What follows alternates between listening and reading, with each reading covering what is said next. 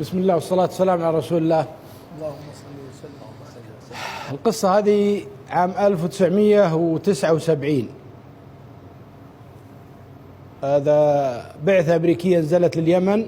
كانت البعثة هذه مصرح لها أنها تبحث عن الآثار في اليمن، مكونة من 4 أشخاص، 4 رجاجيل وحرمتين، 6 أشخاص. واحد من أعضاء البعثة جايب زوجته معه باحثة. وصلوا اليمن، استقبلتهم إدارة المختصة في استقبال البعثات هذه، وراهم المناطق وهو باتفاق بينهم. فجوا قرية من القرى والآثار عندهم واجد، وتعرفوا على أهل القرية، من ضمنهم واحد اسمه جابر. وهذا جابر عمره 35، وكان يدل في المنطقة ويعرف الآثار هذه، فصار مرافق للبعثة، يطلع معهم ويجي. جابر شاف الرجل الأمريكي وزوجته وسنهم يعني منعزلين عن هذا، فعزمهم في بيته. فيوم جو عنده في البيت استانسوا مع أهله ومع جماعته، وصار يطبخ لهم الأكل اليمني. الأمريكي هذا وزوجته ما يرزقون بأولاد، لا هو ولا زوجته. وجابر هذا عنده ولد توه مولود عمره 4 أشهر. فالأمريكية جابوا لها الوليد هذا واستانست عليه، وصارت يعني غريزة الأمومة، تحبه وتضمه. فتقعد عند اليمانية والأمريكي يطلع في البعثة، وهي أصلا من أعضاء البعثة، لكن صارت تحب هالطفل حب شديد. مرة مرتين 3 4. جابر يوم شافهم يعطفوا عليه وهذا، جاء وشكى حاله للأمريكي، قال أنا ودي أسافر لأمريكا وأشتغل فيها. الآن البلد حنا في ظروف صعبة وحالتنا حالة. فالأمريكي قال بشوف لك الوضع وأرتب لك. خذ له أبو 2 3 جاء اليماني قال شوف حنا ممكن تسافر لأمريكا بس بشرط. قال نعم. قال تأخذ الولد معك. قال وأمه؟ قال لا أمه لا نلقى حل انك انت معك طفل ولا عندك يعني مجال انك تربيه، فممكن تروح لامريكا ويلقون لك حل هناك. اذا انت موافق الله يعينك. سأل زوجته قالت خلاص ما دام الطفل معك رح. طلع جواز لولده وطلع جواز لنفسه، وحددوا له موعد للسفر. طبعا يوم طلع من اليمن ووصل لامريكا، هناك كان في ترتيبات بينه وبين يعني الحقين الهجرة. أدخلوا الولد والرجال بطريقة نظامية أو بطريقة. عاشوا مع جابر ولده، الأبو اسمه ناصر والولد اسمه جابر. عاشوا مع الأمريكي وزوجته في البيت، لقى له عمل مناسب له اليماني وصار يشتغل. إذا جاء في الليل يجي عند الأمريكي، عنده زي ما تقول غرفة يسكن فيها، والولاد من قام عنده عند الأمريكية. فالأمريكية هذه انهبلت على هالولد وحبته حب شديد، وصارت يعني غريزة الأمومة فيها. وهو يشتغل ذاك اليوم بعد 2 من تواجده في أمريكا، أنت يا ناصر هذا تفاجأ أن إدارة الهجرة ملقين القبض عليه. وين أنت جوازك؟ شلون دخلت أمريكا؟ من الكلام هذا كله. قال أنا جاي مع البعثة هذه. خذوا حققوا معه أبو 2 أو 3. قالوا أنت تسفر، مالك أي نظام في الإقامة. ولدي طفلي قالوا بعض. سووا له خروج نهائي وسفروه على اليمن. صار اللي مبلغ عليه الأمريكي وزوجته يبون الطفل. هذا سافر لليمن، وهذا الأمريكي ربوا الولد على نفس نظامهم، صار مسمى تحت اسمهم. الولد ولد الأمريكية وولد الأمريكي. عاش الولد ما يدري عن حاله، أبوه هالرجال وأمها هالعجوز. نشأ نفس نشأة التربية في أمريكا، من ناحية الدراسة، من ناحية العلم، من ناحية هذا. الولد كان متعلم فاهم. لما وصل حال الشباب 25 طلع مثل أي شاب، سكن له مع ناس هناك وخطب له وحده، وجاء لأبوه وأمه قال أنا أبغاكم تباركون زواجي بهذه المرأة، أنا أبغى أتزوجها. قالوا وينها؟ قال بجيبها لكم بكرة. يوم جاء من بكرة وجابها لهم، تعرفوا عليها ولا هي أمريكية ومن هالحريم اللي سألوها أنت وش أصولك؟ يعني أنت مكسيكية إيطالية؟ تخبر عندهم مثل هالسؤال. قالت لا أنا لبنانية، أبوي لبناني. يوم دروا أن فيه رس عرب فيها رفضوا الزواج. حاول معهم، حاول يا أبوي يا أمي هذا يحبها تحبني، من الكلام هذا. قالوا خط خطين ومسح الثالث، حنا زعلنا عليك أنت تزوجت هذه، ما يبون أي طاري للعرب. على فكرة كانوا يغذون بكره العرب. الرجل رفض، قال هذا حياتي وأنا اللي أبى أعيشها. تزوج غصب عليهم هالمرأة اللي أصولها لبنانية وسكن معها في شقة، عاش وياها، جاب منها 3 أولاد. صارت الأم هي اللي تتواصل وياه، الأبو قاطعه، الأمريكي هذا قاطع مقاطعة نهائية، تراهم تجار. يوم جاء 3 عيال وصار في الشركة يشتغل وأموره تمام، جاء نص الليل اتصال، ترى يقعد بالسنة ما يشوف أمه أو ما يشوف هالمرة اللي تربيه. رفع نص الليل التلفون، من معي؟ قالوا معك المستشفى الفلاني، والدتك في حالة خطرة وتقول تكفون جيبوا لي ولدي أسلم عليه قبل ما أموت، ودي أشوف، وحنا الآن إنسانيا نتصل عليك نبيك تجي المستشفى. قالوا خير، قم من فراشه وشغل سيارته وروح للمستشفى ويسمحوا له بالدخول. للمرة يوم شافته قامت تبكي، يحتضنها، يا يمه ما في إلا العافية من هالكلام هذا كله. قالت أنا أبغى أعترف لك بسر خطير. قال خير؟ قال تراك منت بابني وهذاك فلان مو بأبوك. يوم بدأ شلون؟ قالت وتعلم لها قصة من سفرتهم إلى اليمن وجيبتهم له، وهذا وضعك وهذا وضعك، وأنا ما عندي من أبوك إلا هذه الصورة، وشايلك وعمرك 8 شهور عندي في البيت، في صورة مصورة أبيض وأسود وفيها أبوه وصورته وهو بشيوخ، واسم أبوك ناصر، أنت اسمك جابر ناصر حميد. أعطيتها الأسامي ال3، وهذا اللي أعرفه عنك، وأنت من صنعاء، أو ما قالت صنعاء، قالت من العاصمة.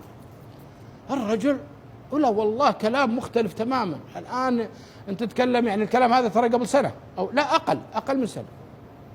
شلون؟ قالت وهذا أبغى بري ذمتي وأبغى يعني أقول لك الحقيقة. يقول ما أدري عن مرض أمي ولا عن نفسي ولا هذا، أصدق أكذب؟ يقول واطلع هايم ضايق صدري. رجعت للبيت، يوم رجعت البيت قالت زوجتي وشلون والدتك؟ قال طيبة. قالت ايش فيك حزين؟ قال والله علمتني بأخبار سيئة. علم زوجته بالموضوع كامل. كانت أصلا أنت ما همك لا هذيلا ولا ذيك، أنت إيش عندك عيالك وعندك زوجتك ولا عندك أبو ولا عندك أم من أول، يعني أنت حاسس إنهم أبو. قال لا، أنا الآن عرفت إن لي أبو ولي أم وأبغى أشوفهم، يمكن إنهم أفضل من هذيلا. فصار بينه وبينها نقاش، يا الله رقد الليلة الأولى، اليوم الثاني الثالث جاء خبر وفاة الأم هذه اللي مربيته، حضر جنازتها، وذاك طبعا مقاطع، قاعد يدير التفاكير يوم يومين 3. في عمل هذاك اليوم جاء اتصال من الشرطة، قالوا لازم تجي في القسم الفلاني. يوم جاء في الشرطة ولا والله ملقين القبض عليه. ايش عندك؟ قالوا انت شلون دخلت امريكا؟ الولد شلون؟ انا معي جنسية قالوا لا انت يماني وانت داخل على اساس انك من ضمن حق الهجرة، وشلون حصلت على الجنسية وشلون؟ بلغ فيه الخبيث ذا. قم طال عمرك وجابوا الابو، قال ابو انا والله ما ادري، هذه يمكنها زوجتي اللي توفيت اللي جايبته. انكر زوجته اللي بلغت. الرجل اسقط في يده، صار عليه تزوير، صار عليه قضايا، انت ما علمتنا، انت عندك خبر، انت عندك الكلام. سجن 10 ايام على ذمة القضية هذه. بعد العشر ايام اخلي سبيله بكفالة. طبعا هو قوم محامي، رجع للبيت. يوم رجع لبيته ولا والله زوجته متنرفزة، يوم عرفت انه عربي وان هذا وضعه وانه مو بوارث كرهته. فصار اللي مبلغ عليه زوجته اللي اصلها لبناني، تبي تفتك منه. فيوم درى طلقها. المحامي اتصل عليه في هذه الاثناء قال له هو اسمه مو بسميث، ابي يجي اسمه. قال له المحامي شوف الآن القضية ترى قوية وخطيرة جدا، ويمكن تسجن بالتزوير ويمكن ترحل، لكن الآن المطارات مفتوحة ويمكن تسافر لأي دولة. قال يعني شو أسوي؟ قال أنا ما أقدر أخليك تتحايل على القانون، دبر عمرك. عرف إنه يقول له انحش اطلع من أمريكا. على طول طلع المطار. الكلام هذا يا أخوان قبل شهر، طلعت من المطار قبل شهر من الآن. طلع للمطار، جاء حقين التذاكر، قال أول رحلة، قال في رحلات كثيرة، قال عندك على اليمن أو على لبنان؟ قال لا عندي على برلين. قال احجز لي على برلين في ألمانيا، ويحجز وينزل في برلين. وصل برلين الساعة 9 في الليل، ركب الباص وصله وسط البلد، قام يدور في هالليل ما في مطاعم، لقى له مطعم راعيه ينظف. هو اللي يروى القصة صاحب المطعم هذا، يقول جاني هذا الساعة 9 في الليل وأنا قاعد أنظف بقفل المطعم، سلم علي وقال لي أبغى أكل. قلت إحنا مقفلين خالص. يقول من سحنتي وهذا. قال أنت عربي؟ قلت إيه أنا عربي. قام خمن وقام يبكي. الأمريكي خم راعي المطعم. يقول أنا حسيت إن في شيء يعني الرجل هذا، وقلت لو طلب المطعم أعطيته إياه. فوش عندك؟ قال والله أنا عندي قصة طويلة وهذا. قال شوف أنا تعبان وأنت، أنا بحجز لك في غرفة واسكن فيها، إذا جاء بكرة تعال. حجز له في غرفة وخلى الأمريكي يروح. هذا قفل المطعم. يوم جاء من بكرة يقول فتحت المطعم عيني على المطعم احتريه يجي. يقول مخدت له داخل علي على العصر. قعدوا غديته وياه كل يوم فضل المطعم. قعدت أنا وياه في ركن الساعة 6 المغرب. قل لي القصة. قال أنت من وين؟ قال أنا من فلسطين. شو اسمك؟ قال اسمي يوسف أبو فيصل. يوسف أبو فيصل هو راعي المطعم. يا يوسف أنا قصتي هالشكل وهالشكل وهالشكل، والحين هذا وضعي وهذا وضعي. والله إن أكره ما أشوف على الأرض العرب والمسلمين، والآن هم أحب ما أشوف على الأرض. لا إله إلا الله. وهذا ما صار وهذا ما صار. وأنا جايك الآن ما أدري، أنا يماني ولا أدري عن عندي إلا هالصورة وعندي هالورقة. قال شوف أنا في إخوان يمنيين يجوني في المطعم يأكلون عندي، خلني أتصل عليهم يمكن يساعدون. بالفعل اتصل على هاليمنية 3 منهم. قالوا أنا أبيكم تجوني الآن ضروري. قالوا والله يا أبو فيصل حنا مسافرين برا برلين، لكن بعد 3 أيام نجي. يقول قلت خير خوياي بيجون بعد 3 أيام يا ميشين. قال والله أنا أجل إذا فيه مجال. قام اتصل عليهم ثاني مرة. قال ما تعرفون يماني هنا في برلين يجينا؟ قالوا ولا في واحد صديق لنا اسمه ناصر. دقوا على ناصر قال نعم. قال رح للمطعم الفلاني. قال أنا ماني برايح، أنا عندي ضيوف جايين من اليمن هالحين. يا أبو فيصل دق عليه يا يا أخوان أنا عندي ضيف وضروري حضوركم وأبي أعشيك وأعشي ضيوفك يا ناصر، جيبهم لي. قال ناصر ابشر. جاء ناصر ومعه الضيوف 2 وقعدوا عنده في المطعم وسوى لهم عشاء. قم أبو يوسف أبو فيصل وعلم الشباب بقصة ميشين. هذا ما صار. هذا الرجل لا يعرف لا عربي ولا ألماني ولا شيء، ما يعرف إلا إنجليزي، وهذا هو قدامكم.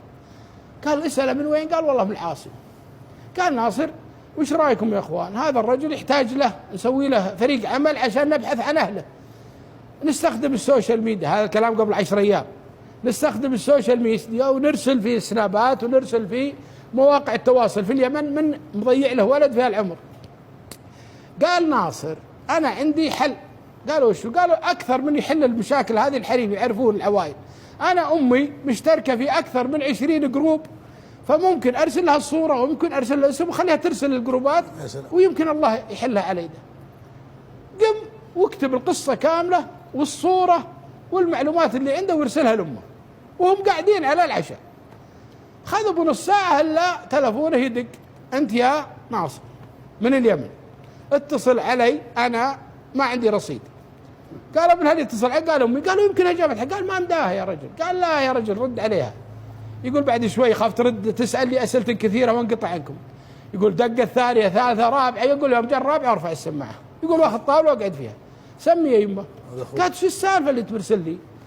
قال يا يمه هذا رجل يقول وعلمها القصة بحرفية بالصوت، وهذا الولد هذه قصته.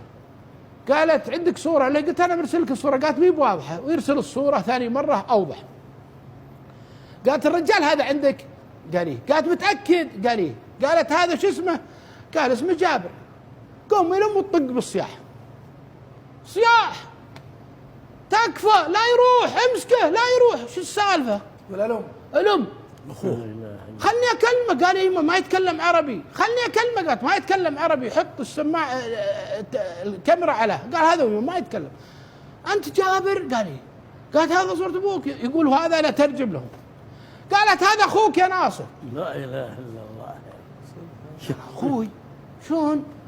قالت أنا قبل ما أتزوج أبوك من زوجة الناصر أبوه، وجاء الولد وسافر معهم وطردوه من أمريكا وجاء بعد 3 شهور مات قهر على ولده، وتزوجت أبوك وجيت أنت، وأنت جيت ما تدري عن القصة هذه. ما رحنا للسفارة الأمريكية ورحنا للسفارة اليمنية وقدمنا على جميع الوسائل نبي الولد ما درينا.